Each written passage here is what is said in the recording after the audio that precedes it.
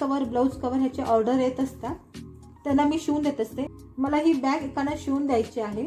पुण्याजवळच्या आसपास कोण असतील त्यांनी मला कॉन्टॅक्ट करू शकता.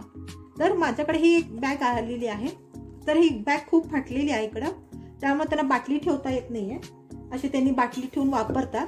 बॅग शिवायला सुरुवात करूया. तर आज ह्या कापडाच्या तुकड्यापासून आपण बॅग शिवूया. मी ह्या कापडाच्या तुकड्याला खाली अस्तर फोम घालू शकता किंवा रळाचं पोतं असतं ते सुद्धा घालू शकता. 11 बाय 11 इंचाची साईज घेतलीये. त्यासाठी 40 इंचाचा हा मी बेल्ट घेतलेला आहे. अशी चेन आणि एक रनर घेतलेला आहे. पहिल्यांदा आपण ह्या बाजूने 2 इंच अंतरावर एक रेघ मारून घेऊया. ह्या बाजूलाही 2 इंच अंतरावर रेघ मारूया. आपण 11 बाय 11 घेतलेला असल्यामुळे कुठल्याही बाजूला आपण बंद जोडू शकतो. हा जो 40 इंचाचा बंद आहे तो असा ठेवू,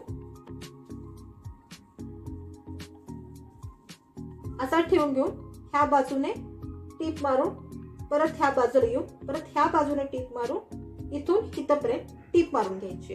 हा असा बंद लावून झालेला आहे दोन्ही बाजूला. आता आपण हे जे आहे रनर काढून घेऊया आणि चेन ही उलटी ठेवून ह्याच्यावर टीप मारून घ्या. ही टीप मारून झाली आहे. एक्स्ट्रा चेन कट करून टाकते. हे जे आहे अशी प्रेस टीप मारून घ्या. अशी प्रेस टीप मारून झाली आहे. आता आपण ह्या बाजूला सुद्धा चेन उलटी ठेवून टीप मारून प्रेस टीप मारून घेऊया. दोन्ही बाजूला चेन लावून प्रेस टीप मारून झालेली आहे. ह्याच्यावर असं हे टीप पट्टी ठेवायची आणि त्याला टीप मारून घ्यायची. दोन्ही बाजूला दुमडून घेतला आहे. आता आपण हेच परत एकदा दुमडून ह्या टोकापर्यंत टीप मारून घेणार आहोत. अशा पद्धतीने आपले तयार झाले आहे. कुठेही आपला धागा दिसत नाहीये, पूर्ण पॅक झालेला आहे बघा. खूप सुंदर झालेला आहे गोट.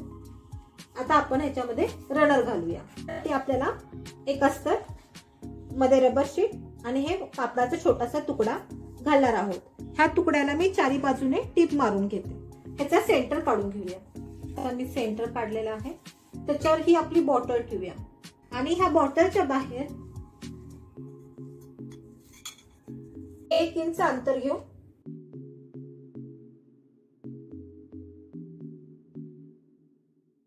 ह्या बाहेरच्या गोलावर एक टीप मारून घेऊया.